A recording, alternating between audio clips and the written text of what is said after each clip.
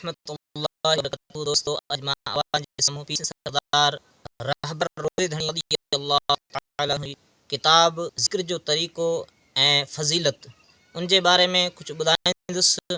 उन अॻु में अवां हिन चैनल भेज पागा पीर नेटवर्क के ऐं भेज पागारा पीर फेसबुक पेज के लाइक कयो ऐं यूट्यूब के सब्सक्राइब कयो। अॼु मां अवां जे साम्हूं ज़िक्र इलाही जा दर्जा ॿुधाईंदुसि। हीउ वीडियो आख़िर ताणी पूरो ॾिसो। हज़रत इमाम हुज्जतुल इस्लाम इमाम अबू मोहम्मद इब्न मोहम्मद गज़ाली रहमतुल्लाह अलैहि जी मशहूर किताब कीमियाए सआदत में ज़िक्र जी हक़ीक़त बयान कंदे फरमाइनि था त ज़िक्र जा 4 दर्जा आहिनि। ज़िक्र जा 4 दर्जा आहिनि। नंबर 1, ज़ुबान ते अल्लाह जो ज़िक्र जारी हुजे, यानी अल्लाह तबारक व तआला जो जेको ज़िक्र आहे उहो ज़ुबान ते हमेशा जारी पर दिल उन खां गाफ़िल रहे। उन ज़िक्र जो असर जेतो ठीक थोरो थिए थो पर असर वारो ज़रूर हूंदो आहे। छो त ज़ुबान जेका अल्लाह जे ज़िक्र में मशगूल हूंदी आहे सा उन ज़ुबान खां ताईं दर्जा अफ़ज़ल आहे जेका फ़हश ॻाल्हाइण में मसरूफ़ रहे थी। मलफ़ूज़ात शरीफ़ में अहिड़े ज़िक्र कंदड़ जी रिवायत हिन तरह आई आहे त हज़रत आरिफ़ बिल्लाह फ़क़ीह महमूद रहमतुल्लाह अलैहि जिन मलफ़ूज़ात शरीफ़ में नक़ल बयान कयो आहे त ख़लीफ़े साहिब ॾिने क़ौम बानपड़ खां मनक़ूल आहे त आऊं थर मुल्क में मेयूं चारींदो हुयुसि। थर मुल्क में मेयूं चारींदो हुयुसि। हेकर 2 मेयूं वाथाण ते कोन आयूं। उन जी ॻोल्हा लाइ राति जो निकितुसि। ॻोल्हींदे ॻोल्हींदे जबल कुम्हाड़ में कुम्हाड़ खां लॻियुसि। उते हिकु तरफ़ खां ज़िक्र शरीफ़ जो आवाज़ ॿुधुमि ऐं ज़िक्र जी दिलि में चयमि त को पीर साईं सरदार रहबर रोज़े धणी रज़ियल्लाहु तआला अन्हु जो सचो मुरीद आहे ऐं ज़िक्र करे रहियो आहे। जेकर वञी उन सां सोहबत कयां, यानी उन सां गॾु वञी ज़िक्र कयां, जॾहिं उते पहुतुसि त ॾिठुमि त मक़बरो आहे, क़ब्र आहे, जंहिं ज़िक्र शरीफ़ अल्लाह अल्लाह अल्लाह जो आवाज़ पियो अचे। ख़्याल कयुमि त हीअ क़ब्र जबल में खोटा जंहिंजो खॾ थोरी हूंदी आहे। इहा खोट ज़िक्र वारी मयत सां मुलाक़ात कयां, ज़िक्र वारी मयत सां मुलाक़ात कयां ऐं मयत जा हॾा मयत सां मुलाक़ात कयां। जॾहिं क़ब्र खे खोटियमि त ज़िक्र खां चुप थी वई, यानी जेको जंहिं क़ब्र में ज़िक्र थी रहियो हो, जॾहिं साहिब ने फ़क़ीर क़ब्र खोटे घर जे अंदरि ॾिठो त जेको अल्लाह अल्लाह अल्लाह जो ज़िक्र अची रहियो हो उहा अल्लाह अल्लाह जे ज़िक्र खां ज़ुबान बंदि थी वई। ज़िक्र वारी मयत सां मुलाक़ात कयां, जॾहिं क़ब्र खोटियमि त ज़िक्र खां चुप थी वई।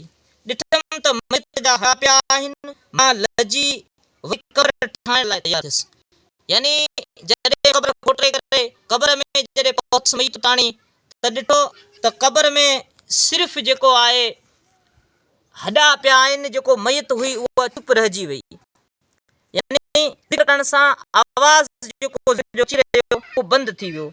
तॾहिं मां लजी पियसि, यानी शर्मिंदा थी करे क़ब्र वापसि ठाहिण जी कोशिशि कई।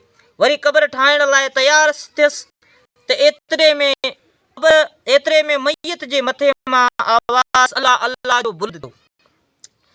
अल्लाह अल्लाह जो बुलंद थियो। जेतिरा चिताए ॾिठमि, गौर करे ॾिठमि त संदसि मथो उई जहिड़ो आहे, अखियूं पटियो ॾिसे पियो। इन क़ब्र में जेको मरहूम जेको अल्लाह अल्लाह जो जंहिं ज़िक्र अची रहियो हो, जॾहिं साहिब ने फ़क़ीर क़ब्र वापसि ठाहिण जी कोशिशि कई त मयत मां जेको आहे अल्लाह अल्लाह जो ज़िक्र वरी शुरू थियो ऐं मथे मां उन जी मुंहं मां जेको अल्लाह अल्लाह जो ज़िक्र अची रहियो हो ऐं उन जो पूरो वजूद पूरो जिस्म जेको हो उहो ॻरी चुको हो, पूरो ॻरी चुको हो ऐं उन जो सिर्फ़ु मथो आहे कोई बाक़ी रहियो। उन में अखियूं जेको आहे चहिरो मुबारक अहिड़ो नूरानी हो जंहिंमां पाणी जा जेको आहे आसार बि टमकिया ऐं अखियूं पटियो ॾिसे पियो। संदसि दाढ़ी ऐं मथे जा वार पाणी सां आला हुआ। चयोमांसि त तूं कंहिंजो मुरीद आहीं, यानी हू फ़क़ीर साहिब जेको हो उन क़ब्र वारे खे जेको अलाह अलाह करे रहियो, हुन खां पुछो त तूं मुरीद जो आहीं, त उन कहिड़ो जवाबु ॾिनो, जिसि मां चयो त तूं मुरीद कंहिंजो आहीं, चयईं त मां मुरीदी जे लाइक़ु न आहियां, पर हज़रत पीर साईं सरदार रहबर रोज़ेदणी कुद्स सरा जिन जो सॻे दर आहियां, यानी मां मुरीदी जे लाइक़ु न आहियां, मगर मां रोज़ेदणी रज़ी अलाह ताला अन्हु जे दर जो कुतो आहियां। पोइ पुछियोसि मां त तुंहिंजा समूरा उज़्व ॻरी विया आहिनि, बाक़ी तुंहिंजो मथो जीअरो आहे, उन जो सबबु कहिड़ो आहे?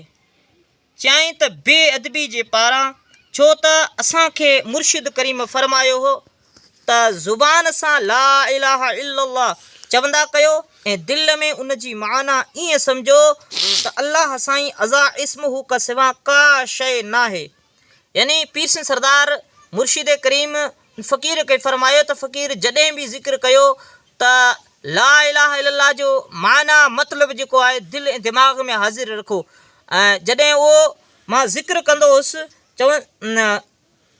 असांखे मुर्शिद करीम फरमायो त ज़ुबान सां ला इलाहा इल्लल्लाह चवंदा कयो ऐं दिलि में उन जी माना ईअं सम्झो त अलाह साईं अज़ा इस्महू का सिवा का शइ नाहे, पर मां ज़ुबान सां ज़िक्र कंदो हुयुसि, पर दिलि सां उहे माना हाज़िर न रखंदो हुयुसि। यानी दिलि में ज़िक्र कंदो हुयुसि, ज़ुबान सां ज़िक्र कंदो हुयुसि, मगर दिलि में माना मतिलबु यादि कोन हूंदी हुई, दिलि ते कोन ईंदी हुई, न रखंदो हुयुसि।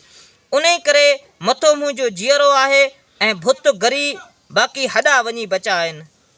इहा मुल्फ़ुज़ा यानी मुंहिंजो जेको भुत ॻरी वियो आहे, मुंहिंजो शरीर पूरो ॻरी वियो आहे, सिर्फ़ु जेको आहे सिसी मुंहिंजी जीअरी आहे, इन जी वजह आहे त मुंहिंजे मुर्शिद करीम मूंखे फरमायो त फ़क़ीर तूं ज़िक्र कर।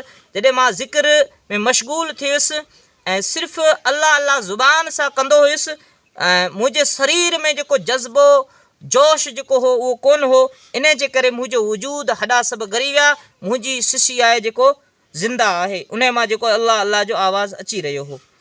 दोस्तो, अगरि पीर सिंह सरदार रहबर रोज़ेदणी जी ही किताबु आहे, अव्हांखे अगरि वीडियो भली लॻे त हिन वीडियो खे ज़्यादा सां ज़्यादा शेयर कयो, लाइक कयो ऐं सब्सक्राइब कयो।